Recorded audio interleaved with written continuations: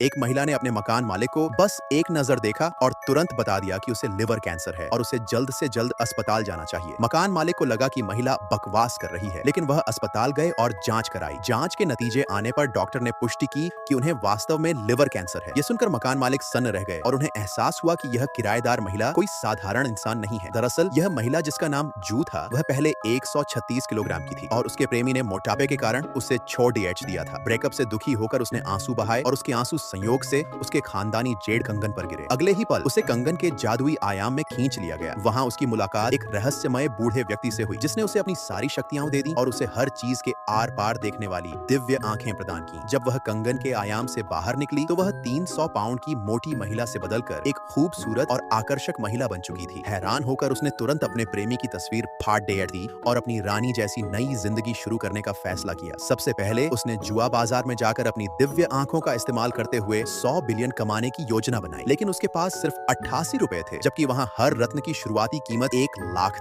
रुपए थी। तभी उसने देखा कि जुआ बाजार का सलाहकार सांग ब्याओ मालिक से 1 करोड़ रुपए की सैलरी बढ़ाने की मांग कर रहा है और ऐसा न करने पर प्रतिद्वंद्वी के पास जाकर मालिक को बर्बाद करने की धमकी दे रहा है। मालिक को गुस्सा आ गया तो महिला ने तुरंत आगे बढ़ाकर खुद को सलाहकार के तौर पर पेश किया। पहली बार जुआ खेलने आई महिला को देखकर मालिक को लगा कि वह मजाक कर रही है, लेकिन महिला के बार बार कहने पर मालिक ने उसे मौका देने का फैसला किया। मालिक को नहीं पता था कि वह जल्द ही महिला की भयानक शक्तियों की गवाह बनने वाली है। मालिक ने महिला से दुकान के 3 सबसे कीमती रत्न ढूंढने के लिए कहा। महिला ने बिना देखे सिर्फ 3 पत्थरों की ओर इशारा किया और कहा कि उनके अंदर कीमती रत्न है। मालिक और उसकी बेटी को लगा कि वह मजाक कर रही है, लेकिन महिला आत्मविश्वास से भरी हुई थी। जब उन 3 पत्थरों को काटा गया तो मालिक और उसकी बेटी हैरान रह गए। पत्थरों के अंदर सचमुच बेहद कीमती रत्न निकले। उन्हें एहसास हुआ कि महिला साधारण नहीं है और उन्होंने तुरंत 90 डिग्री झुककर महिला को जुआ सलाहकार बनने के लिए आमंत्रित किया। मालिक ने वादा किया कि अगर महिला उन्हें सांग ब्याओ को हराने में मदद करती है तो वह उसे जुआ बाजार के 20% शेयर देगी। इसके बाद मालिक आत्मविश्वास से महिला श्रीमती जू को लेकर सांग ब्याओ के नए मालिक के साथ जुआ खेलने गई। पहली और दूसरी बाजी में श्रीमती जू ने जानबूझकर सबसे खराब पत्थर चुने और बाजी हार गई, जिससे सांग ब्याओ और उसके मालिक को लगा कि उसके पिछले डेटा में हेरफेर किया गया था और वह एक